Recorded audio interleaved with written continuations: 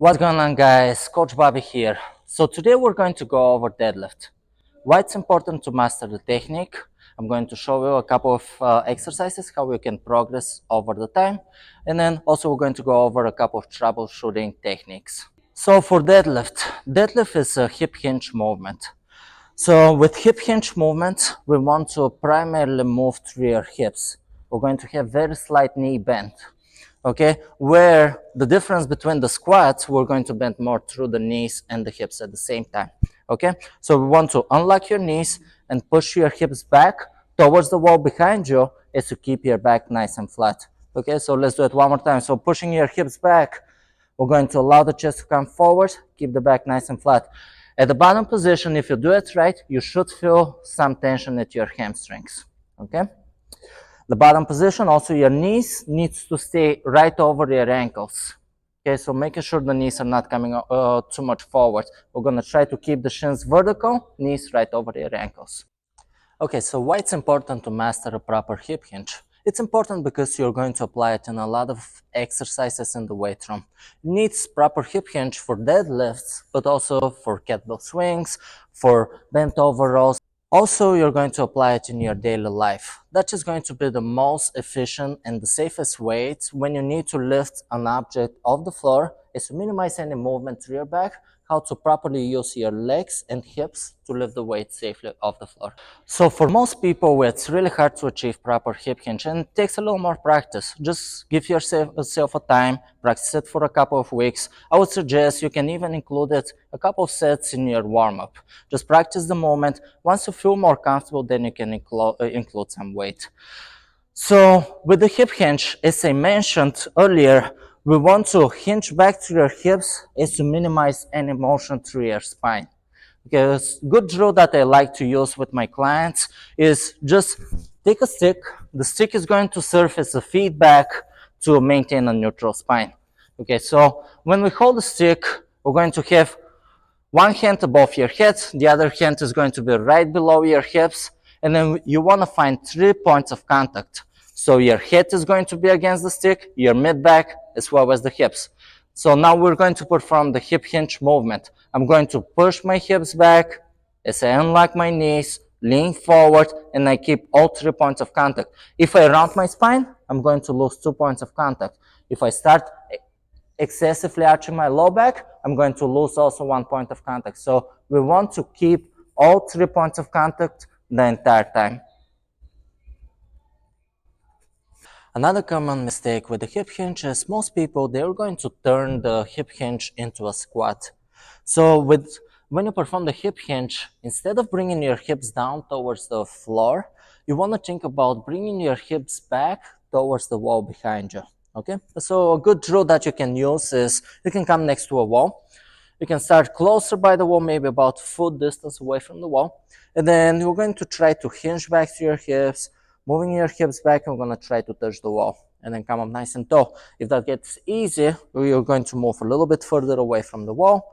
We're going to push your hips back, lean forward, keeping your back nice and flat, touch the wall, and come up nice and tall. When that gets easy, just move a little bit further away.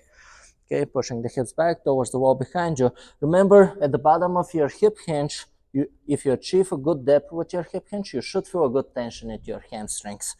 So hips are back, chest comes forward, and then stand up nice and tall. All right, guys, so now we're going to go over how you can progress the deadlift over the time, and which is going to be the most appropriate starting point.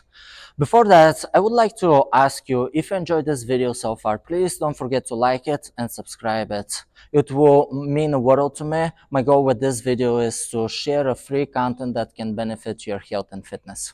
If you're new to deadlifting, probably the easiest way to achieve deadlift is going to be with the kettlebell. So you can grab a kettlebell, even you can elevate it on a couple of yoga blocks to reduce the range of motion. So we're going to come right on the top of the kettlebell. You want to line up the handle with your ankles. So from here, we're going to push your hips back towards the wall behind you, keeping your back nice and flat. We're going to reach down for the kettlebell. Want to think about breaking the handle in half to lock your shoulders, and then we're going to drive the floor away with your feet, stand up nice and tall. We're going to push your hips back, allow the chest to come forward, return it back down on the yoga blocks. Break the handle, raise the core, drive the floor away with your feet, stand up tall, push the hips back, return it back down on the yoga blocks. After you do it a couple of weeks, you can just, if that gets easy, you can just remove one of the yoga blocks and go a little bit deeper into the hip hinge. Break the handle, drive the floor away, stand nice and tall. And then after a couple of more weeks, you can remove all the kettlebells and then go all the way down to the floor. Again, line up the handle with your ankles, push your hips back, back flat, break the handle, drive the floor away, stand up tall, push the hips back, return it down between your ankles. After you can lift the heaviest kettlebell for about 10 times, then you can progress to something as a trap bar deadlift. Okay, so when you perform with the trap bar, you want to come inside of the trap bar, feet are gonna be about hip width.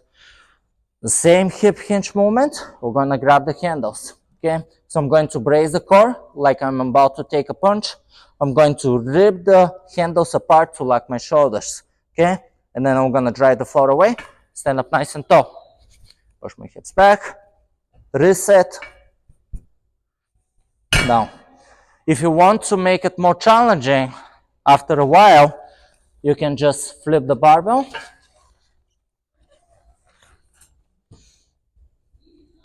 Now we're going to use the low handles, so we need to go a little bit deeper, so more range of motion.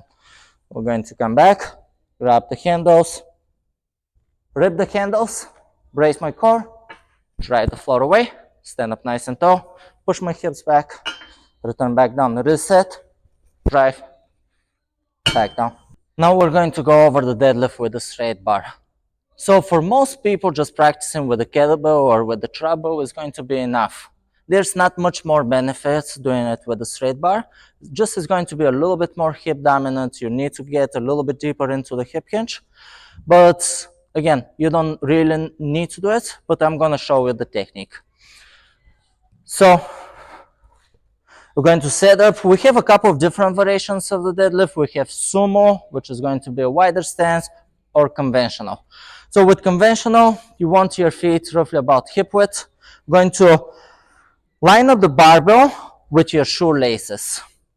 I'm going to brace my core again, hinge my hips back. I'm going to reach down for the barbell. I'm going to think about bending the barbell in half to lock my shoulders.